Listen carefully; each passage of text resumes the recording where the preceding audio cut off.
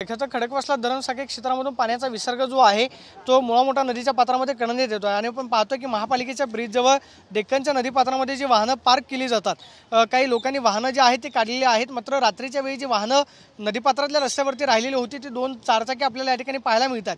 या दोन चारचाकी ज्या आहेत त्या पाण्यामध्ये बुडालेल्या आहेत। मात्र दोरीच्या साहाय्याने या गाड्यांना बांधून ठेवण्यात आलेला आहे। पाण्याचा प्रवाह जो आहे तो सुद्धा वेगाने आहे, त्यामुळे या गाड्या ज्या आहेत आपण पाहतोय की पाण्याखाली गेलेल्या आहेत। जवळपास 35,000 क्युसेकनं पाणी जे आहे ते मुळामोठा नदीच्या पात्रामध्ये सोडलं जात आहे आणि या नदीपात्रातल्या रस्त्यावरती अनेक जण वाहनं जी आहेत ती पार्क करतात। मात्र महानगरपालिकेकडून काल सूचना दिल्यानंतर रात्रीच्या वेळी काही वाहनधारकांनी आपल्या वाहनं जी आहेत ती काढलेली होती। मात्र सध्या तरी आपल्याला दोन चारचाकी ज्या आहेत त्या या ठिकाणी पाण्यामध्ये बुडालेल्या आपल्याला पाहायला मिळत आहेत। नदीपात्रातला संपूर्ण रस्ता जो आहे तो पाण्याखाली गेलेला आहे। नदीपात्रातली वाहतूक पूर्णपणे बंद झालेली आहे।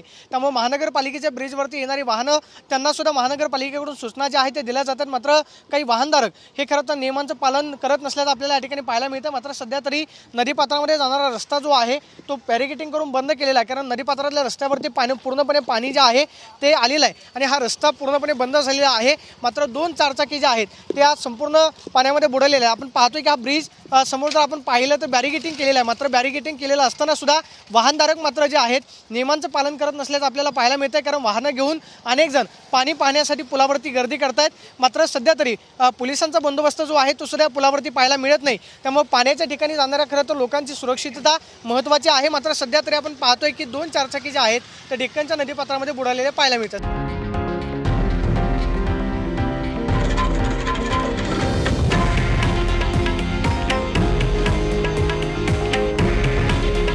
हे आहे देशातील नंबर 1 न्यूज नेटवर्क आणि आपण पाहत आहात TV9 मराठी।